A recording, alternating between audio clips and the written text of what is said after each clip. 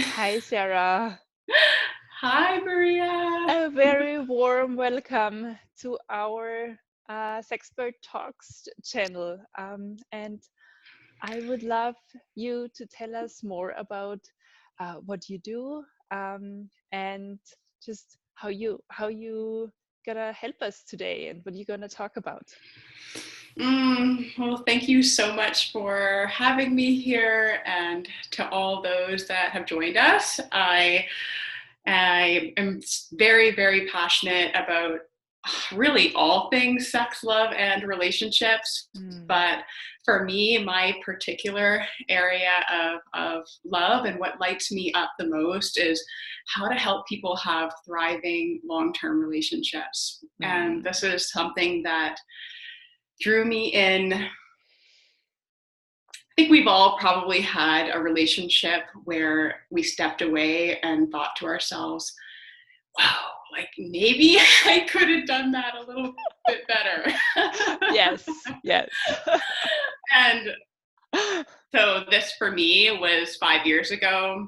Mm, And after that relationship ended, I went on my own personal journey of self discovery, of getting to know myself, of yeah, just really deep reflection. And I was determined to learn a thing or two about how it's possible to have what I would think of as like, you hear about the honeymoon period. yeah. Like, is it possible maybe that we could have the honeymoon period over like a long period of time? Not trying to break any status quos here. But and also that yeah, it's just that it's possible to remain in a place of growth and happiness and joy and love with your partner for many, many years. I have a partner myself that I've been with for 4.5 years, and he has really inspired me to to to just be so curious and open to how I can show up as my best self in relationship, and then also what it is that really formulates the kind of intimacy that I'm looking for. So yeah, that's what I Mm. help couples with presently. And I've now created a business around my passions, which has been supported by my certification with the Tantric Institute for Integrated Sexuality, of which you and I, Maria, know one another. The work of Layla Martin, and it has been a fabulous journey for myself and also for the growth of my own relationship. And now I love helping couples to build more powerful bridges of intimacy and communication with one another, just to take their relationship either to the next level or to really help them heal chronic conflicts and Mm, get to the root of what's really happening mm, when they're experiencing some of the pain that they have in their relationship. And it to me is one of the most sacred kinds of work that you can do. So yeah, really, really feel blessed to be in this profession now. yes. It feels so juicy and so good when and I feel your passion for long-term relationships so much. And you keep saying growth and growing together and staying curious in a relationship. So, um, would you say this is a key to keep this honeymoon period or keep this like the aliveness in the relationship alive and present? Yeah, absolutely. Well, I think we all would agree that some of the concepts and examples that we've been shown about what romance looks like, what relationship looks like, can be very confusing Mm, examples, whether it's looking at our own parents' marriage or other people, other figures that have been prominent to us, or maybe even just what we've seen in TV and movies. And it can feel like a pretty, like kind of a lonely journey when you get to this place where you're finding yourself feeling really stuck in long-term relationship or feeling unhappy. And so to me, I see that as like an exciting time in a way, or an exciting opportunity, because there is so much, this isn't like a right place for whoever it is that's experiencing that, to be able to look deeper within themselves and figure out, what is it that's really happening here within myself? What is it's really happening here within this other person?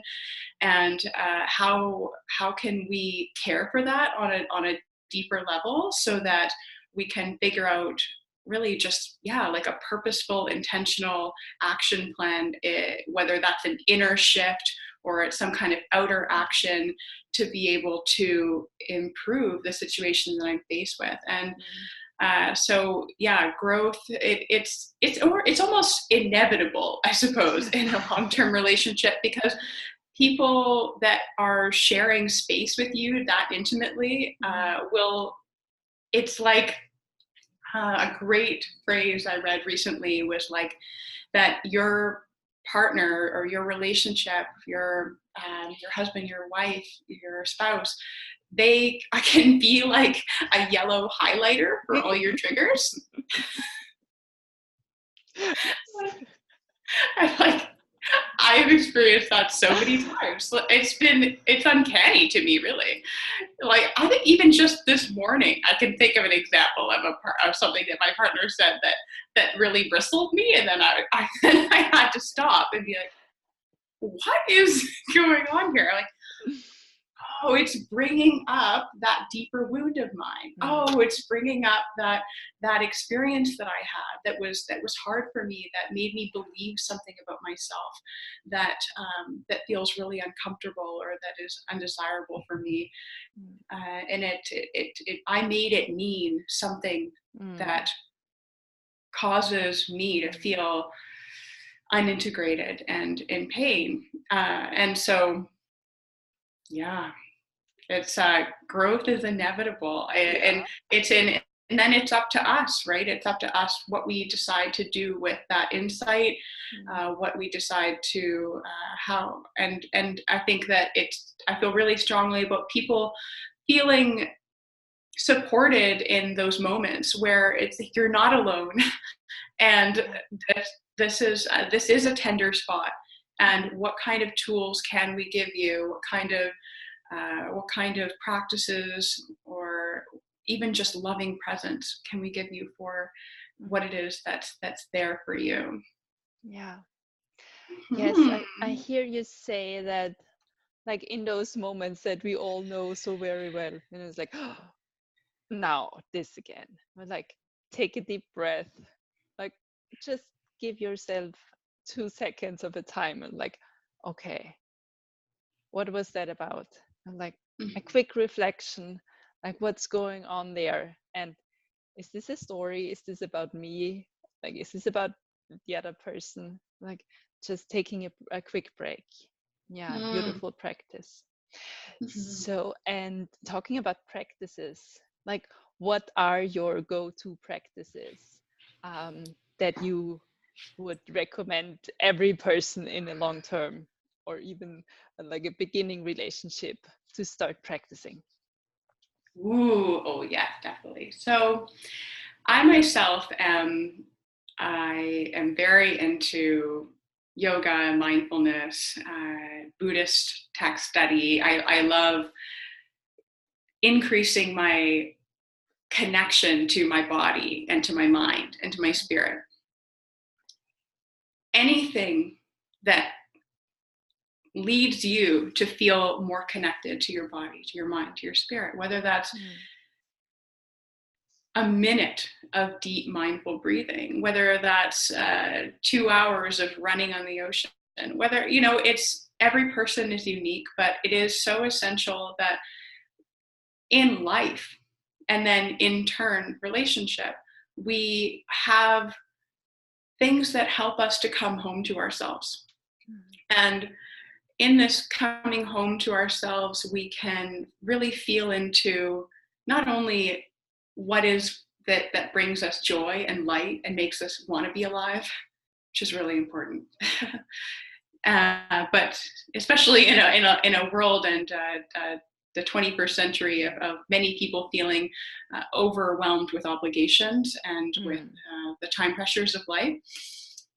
But yeah, so coming home to ourselves so that we can have greater insight as well into just the active and dynamic world within. It changes on a daily basis. It's no matter how much work you do on yourself, there are always going to be times and days where you feel it all coming back to the surface, where it's all flooding through again. And it is up to us. It is up to us to take responsibility for ourselves, for our thoughts, for the ways that the choices that we make. And although I do feel very strongly about the socio-environmental lens as well, so that of course we are situated in circumstances that have social and political and economic power. But within that, we have the power to be able to tune into ourselves and into what is most, just really what's here. And so when it comes to coming, there are a couple of reasons that feels really important for relationship. And one is that ideally we are the ones that fill ourselves up and know how to fill ourselves up, so that when we come to our partner, we enter into our relationship, not only have we gotten to, at least, I mean, I'm not going to say that every day is going to be a place of overflow, but like that we're at least at a place where we not only are we caring for ourselves, but we've got something to give. And then also that's important because of the fact that conscious communication requires us to be tuned into ourselves and to what our truth is and what our emotions are, what the sensations are of those emotions. And so that we can then practice clear and honest communication with our partners about what it is that we either need or what it is that we most want. And also so that we can pay attention with loving awareness to what it is that they need to thrive, and what would help them to feel most loved. So it's this beautiful dance. And I think as far as practice for yourself, it's like everything in life, as they say about yoga, like yoga begins in the present moment. And I'm a firm believer that in every breath we have an opportunity to start anew.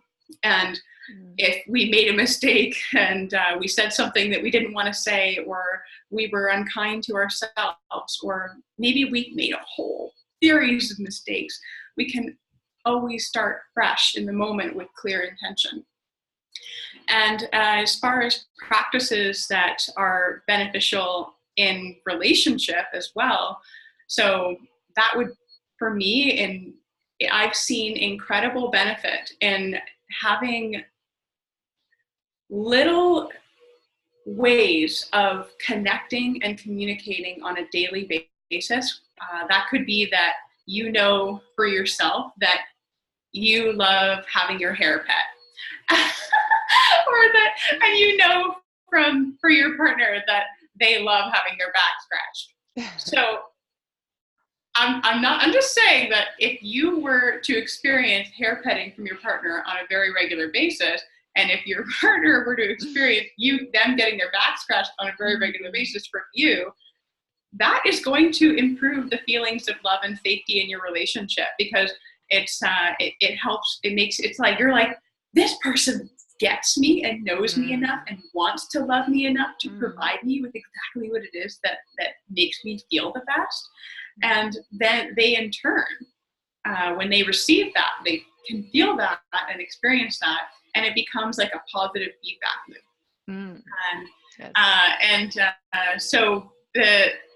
And I also believe in having practices for communication where really you're staying so connected in the moment to what it is that is alive for you. And if something comes up that feels difficult or challenging, whether it's something very big or something small, like I think one of the classic examples has got to be like, just like, I didn't take out the garbage, and like, I don't take out the garbage. Like, household chores are a very, very real conflict that come up a lot in relationship, and because it has deeper meanings and connections to respect, and and also that feeling of overwhelm that many of us experience in modern life, right?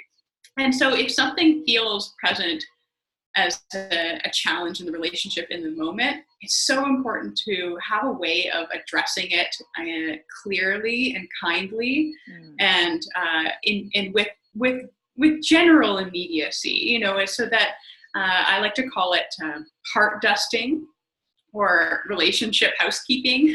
Like that, like you, just the same way that when you are going throughout your day, like and you're at home, like, okay, well, everyone's got different habits, but I don't like the dishes to build up. I don't like the dishes to build up too much. I'm not saying I'm perfect, but that when you see that, like, when you can feel that there's a growing amount of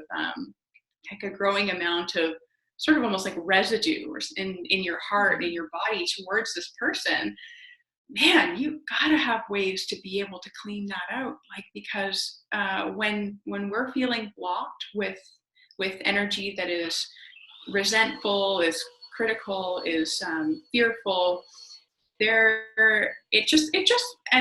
this is just without judgment. This is just it does lessen the ability we have for us to be filled up with the things that we do want. Whether that's love or gratitude or peace, or so conscious communication practices are something that I love to guide couples into. And they're so powerful. They don't need to be overly complicated. A lot of it has to do with knowing how to hold space and knowing how to be mindful of your own body and your own breath while your partner is speaking, and to let them have the space to share what's real for them. And then I think the real art, though, is in the response, because of course there's the listening, and then there's how do I respond in a way that is remaining centered on what it is that I want, which is to be understood, which is to develop more love in this relationship, without all of your defensive,ness and triggers coming so deeply to the surface that you just want to claw their eyes out and batter them to the ground until you feel like you've won. And and there is a part of our brain, there's a deep part of our brain that really wants that, because we look how fancy and evolved we are in so many ways as human beings, but there is also an animal brain, and the animal brain is always looking out for signs of threat, is always looking out for what is it that's going to impede my safety. And there's almost no person that can activate that more in us than our partners, or sometimes our family, because it's like our survival is in a lot of ways in our own mind really depends on that person. And so that's how we can that person can become wired in our mind. And so then it's like, if there's something wrong, or this person, I don't feel supported by this person, like, what's that going to mean for me in my survival? And it can get out of hand really quick. And it's important to have compassion for that, for the like more animal mind, the animal brain, and yet to also be able to resource the part of ourselves that wants to create connection, that wants to create a bridge of understanding. And so, like, I could talk about this topic for a while. So see, I see your passion. Yes. Yeah. And in the end, you came back to it all. It's coming back to us, and that's also where you started. Like, what can we do for our relationship? And you started out with, you start with yourself. You take care Mm-hmm. of yourself. You're present in your body. You know what you want, and then you have this communication, and then those small gestures of love and gratitude in the relationship. Like as you said, like, yes, my partner, I feel my partner knows me and cares about me, and like shows up consistently, like every day, and does just this little thing for me. But I it's so important for me that I receive that. So it's Mm-hmm. those small things, like knowing what I want and like being present uh, in the moment. And I also like that you touched on challenges that, of course, also arise in relationships, and how to navigate those situations, and like, yeah, Mm-hmm. being very clear, open, honest, like what's happening inside of me, and speaking it out, and then again staying present in the own body, like noticing what's going on with me, Mm-hmm. and like what stories can there be, what's real, and like what do I feel right now in my body. Yes, you made a beautiful arc here. Mm. Yeah, and one thing I really do want to honor, and that I've seen a lot in people I've worked with, and what I've witnessed in myself as well, is that to speak honestly and clearly to someone that we deeply care about can feel exceptionally frightening. Like, it can bring up so much for us. We can find ourselves feeling like as though there literally are no words here Mm, present to speak, mm, or like they're caught in our throat. mm, And it and because of course there is often the fear of what will happen. Will we hurt this person's feelings? Will they get angry with us? Will the relationship be just destroyed? Or yeah. like, and so yeah, so I really do want to acknowledge the tenderness of that, like the Mm, tenderness and the challenge of that, and that it's and that every situation is unique, of course, but that I really do believe that, for example, with things like tools like nonviolent communication, with something that I like to share with people that are interested in having conversations with their partners that have like a bit more of a deeper layer to them, is I call it layering on the love. So that it's almost like if you're bringing something difficult to the table, you can wrap it in a beautiful, like, golden pillow for your partner, and for yourself too, so that a conversation doesn't need to just be about what's going wrong or what's wrong. A conversation can involve that, but it can also involve all the things that are going right. And I encourage, couples that are, that love their partners, that want to be in this relationship, that want this relationship to continue to grow and thrive, to really take that into, almost like really try that out. Like, they say, for example, that if you're sitting down to talk to your partner about some jealousy that's coming up for you, or a behavior of theirs that is bringing up a lot for you, you can begin the conversation, and ideally in a kind of a like a very private environment where there's space for you two to be actually physically connected to each other. mm, So that physical connection, like, say if you lean into them and you have your hand on their thigh and you're mm, making eye contact, or you're like stroking their hair, and you can say, I I've been wanting to talk to you about something, and I'm not going to lie, like, it's hard for me to talk about. It's hard for me to share. That vulnerability yeah. also really softens people Mm, into more of like a receptivity and an openness, where they want to hear, they want to support. mm, mm, They might have their own fears and defensiveness come up right away. I've done this with my partner, and he's like, oh no, what is it? She's coming in. See ya. It's not a big deal. I just, but yes, that somatic, I call it the somatic connection of like the physical touch. It softens the nervous system, not only for yourself, but for your partner. So that you can try to immediately move out of the fight or flight and be in a parasympathetic state where your rest and digest state. So this is not necessarily a threat. This is not a threat. Rather, you're communicating that to your body, to your brain. We're just having a conversation.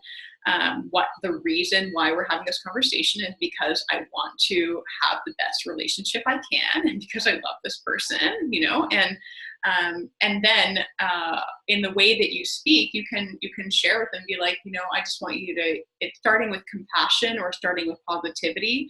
I just want you to know, like, that I see how hard you're working right now, and I know that it matters so much to you that you provide for us and our life and our home. And I know you've had a lot of stress going on, and I've been loving how you continue to make an effort to make dinner at nighttime and things like that, whatever it is, right? I love that you've been doing this and this. And then you're like, and then also though, there's just been this specific thing that's been coming up for me where when I see you doing this, or I feel this happening, or I observe this behavior, it's bringing up this emotion for me, whether that's jealousy, fear, sadness. And I just wanted to share that with you, just because I really wanted you to know what's going on for me. That is just doing something along those lines, with being real with this person about where you're at, being clear within yourself about where you're at, and being willing to lay it out, vulnerably to another person is it's a supreme act of strength. It's a supreme act of maturity, of grace, and of love. And people who are willing to have these kinds of conversations, these kinds of journeys, they're love warriors, and like it's not always going to turn out perfect. Like they might say something to you then that makes you go, and then right into fight or flight. But like resourcing in your breath, resourcing in the intention you have, which is that you want love with this person, can go a long way. Yes, that's a beautiful. And I want to say, I have a lot of words I could say, but I would love to hear your reflection. Yeah, it's a wonderful practice to do that, and I love the idea to really touch somebody and feel the other person, and the other person feels you, and like starting with vulnerability. Oh my God, so good. Yes, so good.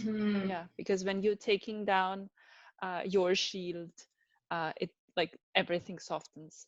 Yeah. Oh, I love that way of saying it. Absolutely. Yes, that you're taking down your shield. Oh, that's so good, Maria. Because it's kind of like I really do visualize it. Like it's like that. And I often reference the same thing as like unblocking your heart, or it's like you're willing to show your imperfections to another person. You're willing to show your pain or your trials with this other person, and with the unknown. And you're also stepping into the unknown of what they might say, what they might think, how they might react, and that is something that I don't know. And maybe stepping into the unknown is one of those things that doesn't always get better with age, or doesn't always get easier with age, because I feel like, it's continually a challenge for me personally. Just that, and once again, coming back to the very animalian brain and the reptilian brain. It's, the focus is on survival, the focus is on safety. And so what is known, what we can see, what is like what we've known in the past to be what provides us with the most safety Mm. is often what that part of our brain wants to turn to. But Yes. this is where the growth and the evolution piece comes in, is that, like, well, if what we want is true love, like if what we want is, and of course true love is a, that's a concept that is, you could spend libraries of books trying to explain, but that if we want to have something that's deep and real and that changes and is flexible over time, then there does need to be some of that willingness to hand ourselves over and to another person with the not knowing of what might happen, whether or not they will stay, or Yeah. they will treat us with the kind of the kind of compassion or love that we're looking for. But it's also up to us to request that and to know that's what we need and what we want. And we can guide and we can teach our partners by knowing those things. If we know that that when we bring something up that would feel the most soothing is reassurance or love or compassion, we can be very specific about that. When I want to share something with you, and what I really need right now is for you just to share that you understand why I would feel that way. Or what I really need right now is just for you to hold me and to tell me that it's all going to be okay. Or what I really need right now is just for you to be open to having me ask you to do things around the house, because I am feeling so stressed right now. I am feeling overwhelmed. And it doesn't, our tone matters, like our body language matters.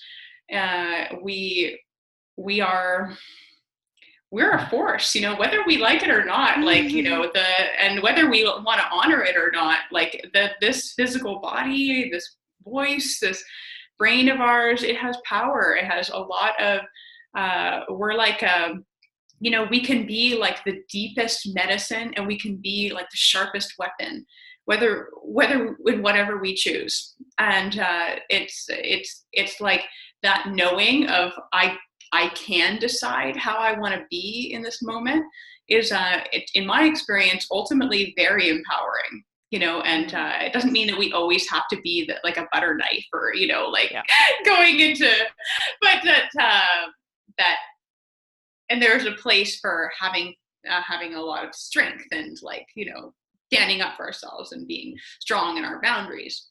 But with the person that you love and the person that you're living with and you're sharing life with, it is important to acknowledge that we can inflict wounds on each other, and that it's a responsibility. It's kind of like a great responsibility. Yeah.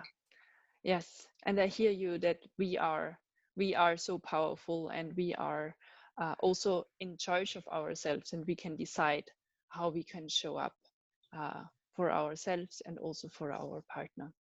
Yes. Mm-hmm. So for your work as a sex love relationship coach, how can people reach out to you?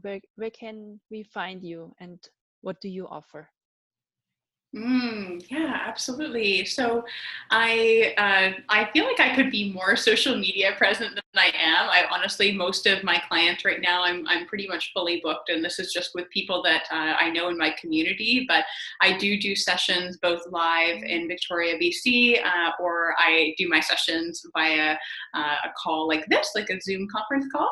Yeah. So everybody gets to see this beautiful backdrop I got back here. No, and I see couples.